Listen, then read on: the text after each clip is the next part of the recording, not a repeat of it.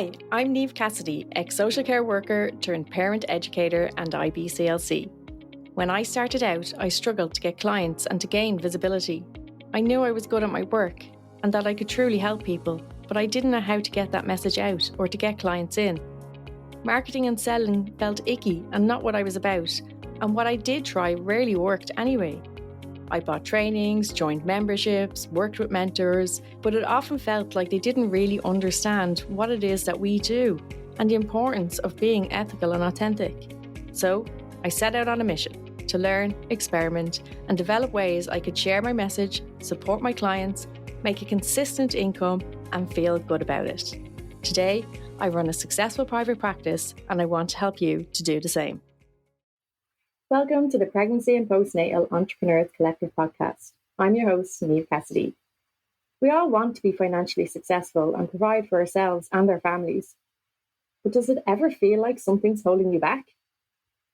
In this episode, we'll be exploring the concept of money blocks and how they might be holding you back from financial and business success.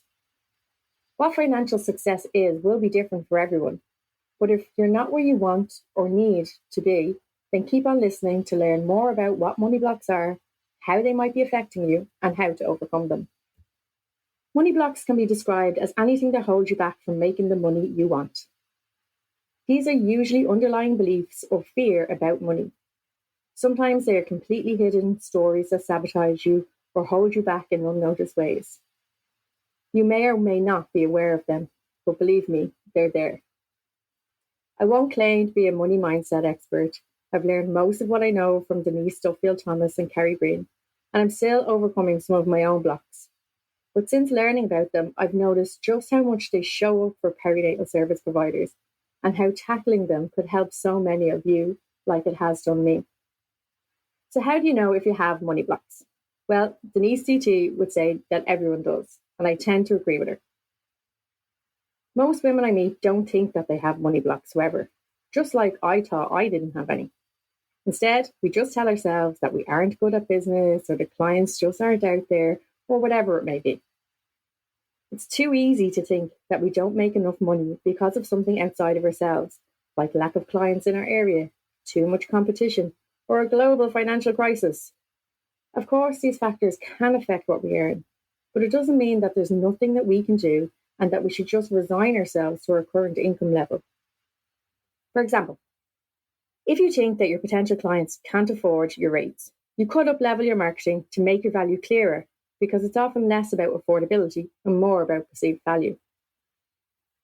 If you believe various financial crises are impacting your clients, you could create an affordable group program that lets you get paid multiple times for the same amount of work. Examples could be group lactation support or group prenatal or postnatal doula support. If you're too busy to market your services, you could raise your prices to take on fewer clients and free up time for marketing, or keep your current prices and hire someone else to do it for you.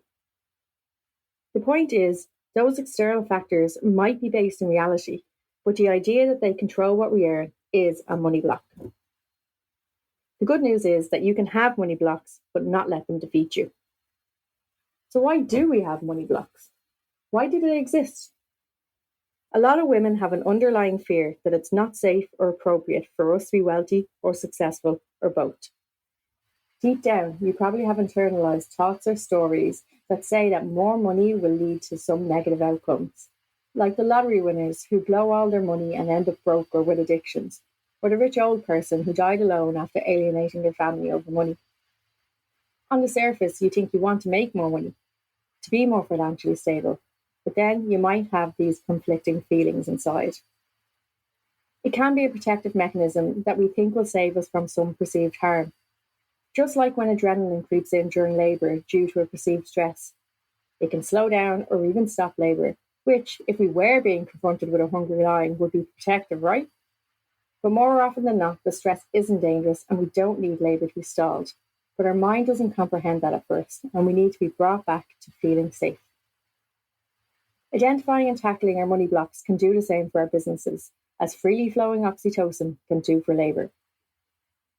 There are a lot of common money blocks, and some are even more common in women and in helping professionals.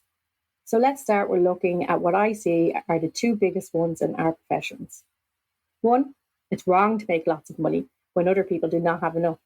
And two, I want to help people. The money isn't important. These were both significant for me also. My background in social care, where I spent 12 years in homeless services supporting mostly teenagers and young adults experiencing homelessness. Poverty is real. The gap between the rich and poor is growing. This is not something to be ignored. However, before addressing this block further, let's bring in the second one. I want to help people. Money isn't important.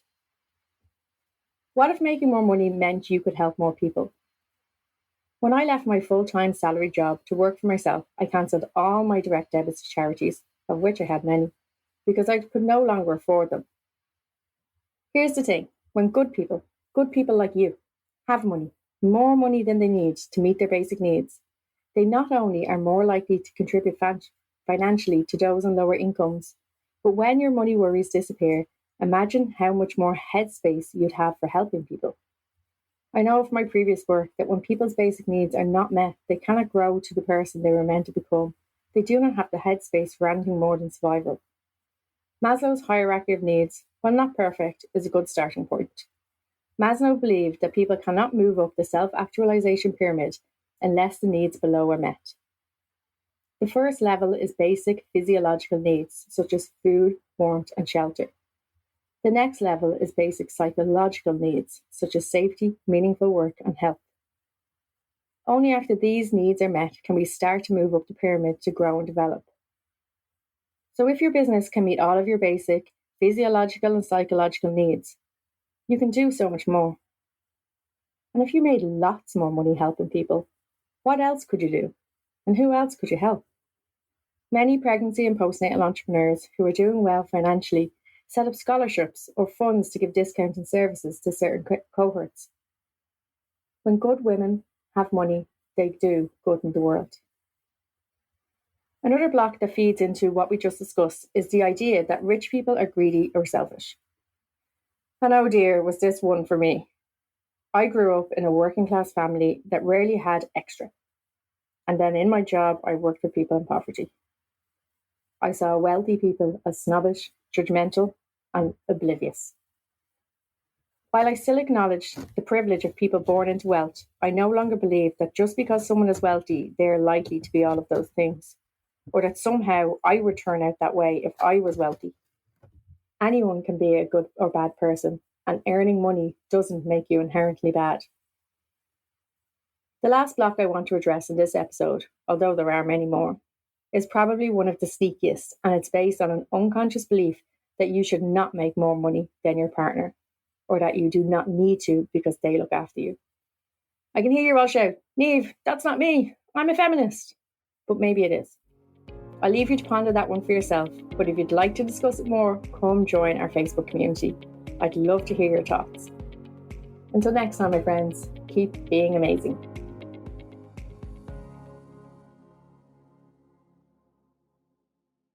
Don't forget to download your totally free copy of the Birth Workers Business Playbook, now available for a limited time only, so check out the show notes to get your link and get your copy.